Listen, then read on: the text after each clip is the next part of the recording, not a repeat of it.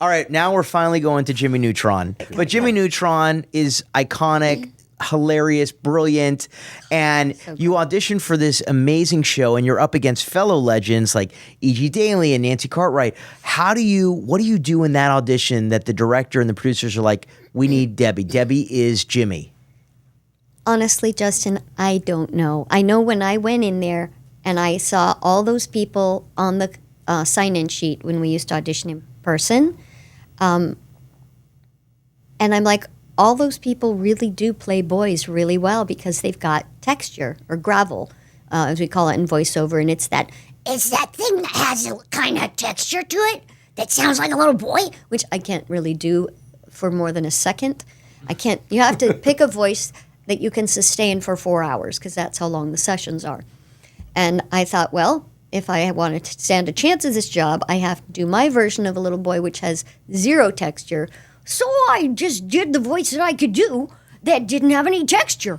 And lo and behold, they picked me. And I don't know why they picked me because I was up against, they could have picked any one of us and it would have been awesome. That's amazing. But that was, Nancy already was. Bart Simpson? And there was already, I don't know if Rugrats was already there, but I was really happy that they picked me. But it wasn't a thing then. It was like the Tracy Ullman shorts. Right. They just they had a VHS, which is like somewhere between a reel and a DVD. Tom's still learning about all these 90s technologies. A VHS, so you put it in your VCR. Oh, we have one right here. Right there. That went in that machine right yes. there. And they sent it to me, and it was this little, 6 or 7 minute video, and I thought, well, let me watch this, and I thought this is really good. It looks so cool because it was the first CGI, the first computer-generated animation I'd ever seen. And I thought, I wonder if something will happen good with this. And it was called Johnny Quasar, by the way. Oh, and they Johnny ran into Quasar. some copyright issues. So after we did the little 10-minute interstitials, we did 7 or 8 of them.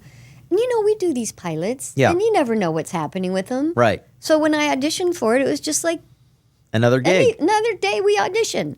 And then they say, guess what? We're going to do a feature. And I thought, well, howdy do. Let's go. We're going to pay you. Wow. And guess who's going to be in it? Okay. Of course, we never really get to work with all these famous people, but we passed them in the studios at LA Studios. We wait in the waiting room. The there. best. You see everybody pass by. Yeah. And they have the best kitchen. The best kitchen. I used to eat good food. I used to eat all the ice cream there as a kid, which of course you're not supposed to do when you're doing voiceover, but I didn't care because I just loved the fudgesicles and everything they had there. They had the best ice cream there. Yes. Oh, and yogurts, and they'd make you your own coffee. Oh, cappuccino in the morning at LA Studios, the best. So anyway, yes. We recorded Jimmy Neutron, the movie there, and then they said we're going to do a TV series, and that was great. And then we got a second season, and then it stopped, and that was really sad, but it became an iconic show, and the fans are incessant, and they never stop, and they love it so much, and I keep hoping Nickelodeon, make it. Bring it back. Bring it back. Jimmy Neutron, bring it back. They brought back everything else. Right. They own it. They can do it, and we're all still alive. Absolutely. Can you do a little Jimmy Neutron ordering at McSparky's? Oh, sure. Hi, this is Jimmy Neutron. I would like to have a purple flurp and a Gas Planet. That burger that you make with the newfound cheese on it. The newfangled stuff, yeah. And a piece of apple pie for my dad. Okay, got a blast. By the way, it was Jimmy Neutron ordering at McSpanky's. I don't know what that is. A round of applause. That was brilliant, Deb. Oh my gosh, so What's fun. McSpanky's? McSpanky's is where you worked. That was the fast food joint. Oh, how about that? All right, McSpanky's. That day I worked at McSpanky's. Yeah. Yes, I remember now. What would See, we Jimmy just- Neutron as a country singer sound like? Jimmy Neutron is a country singer. Well, got a blast. And that's the interesting thing about VO is that we take these things that we can do and we layer them, right? Like I can layer that accent on top of Jimmy Neutron, or like say this kid I do on F is for Family. Her name's Bridget, and she is about this age. She's like 10 years old, and except she has braces. So she's 10-year-old with braces, and she says really bad things. And then there's another character I do on that show, and he lives down here.